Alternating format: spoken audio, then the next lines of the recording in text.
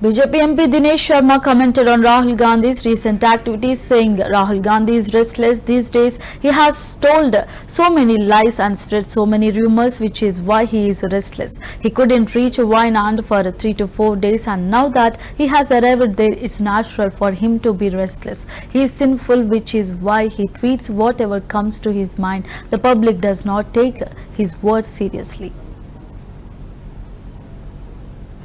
वो स्वागत किसका करते हैं और अपमान किसका करते हैं ये वही जानते हैं।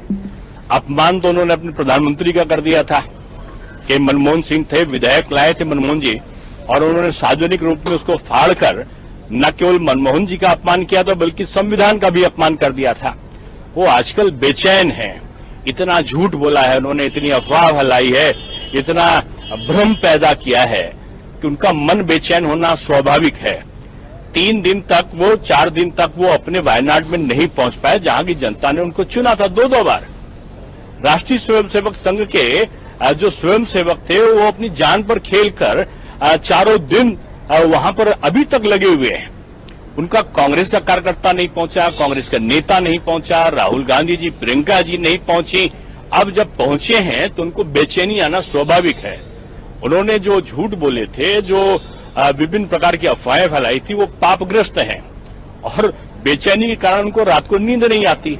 अब आप समझो रात को 2 बजे, इतना महत्वपूर्ण ट्वीट नहीं था, इसका मतलब है रात को उनको नींद नहीं आ रही है, और नींद न आने के कारण उनका झूठ है, उनका भ्रम फैलाना है, अफवाह फैलाना है, वो पापग्रस्त हैं।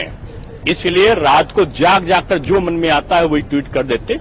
राहुल जी की किसी बात को अब पब्लिक जनता गंभीरता से नहीं लेती। सर, विपक्ष रेल मंत्री को रील मंत्री कह रहे हैं, उसको लेकर के क्या कहेंगे? नहीं, देखो, विपक्ष को एक चीज सोचना चाहिए था। आप जिस रेल को, जो रेल आज पूरी दुनिया का एक मॉडल बनी हुई है, और उस रेल में जब आप थे तो क्या गिनाते थे कि 0.24 ये रेल की दुर्घटना हो गई, अब 0.19 हो गई, अब जब 0.1 हो गई तो अब आप उसको इतना ज्यादा कवर कर लिया। रेल की दुर्घटनाओं में नहीं होना चाहिए, लेकिन इतनी ज्यादा विस्तार हुआ रेल का, उसके बावजूद इतना जो सुरक्षा कवच है वो बढ़ा है, उसके बावजूद आप बदनाम कर रहे हैं। आपने नीट को बदनाम करके यहाँ की शिक्षा व्यवस्था को बदनाम करना चाहा। वो स्वागत किसका करते हैं और अपमान किसका करते हैं ये वही जानते हैं। अपमान तो उन्होंने अपने प्रधानमंत्री का कर दिया था कि मनमोहन सिंह थे, विधायक लाए थे मनमोहन जी, और उन्होंने सार्वजनिक रूप में उसको फाड़कर न केवल मनमोहन जी का अपमान किया था बल्कि संविधान का भी अपमान कर दिया था। वो आजकल बेचैन हैं, इतना झूठ बोला है उन्होंने, इतनी अफवाह फैलाई है, इतना भ्रम पैदा किया है कि उनका मन बेचैन होना स्वाभाविक है। 3 दिन तक वो 4 दिन तक वो अपने वायनाड में नहीं पहुंच पाए, जहां की जनता ने उनको चुना था 2-2 बार। राष्ट्रीय स्वयंसेवक संघ के जो स्वयंसेवक थे वो अपनी जान पर खेलकर चारों दिन वहां पर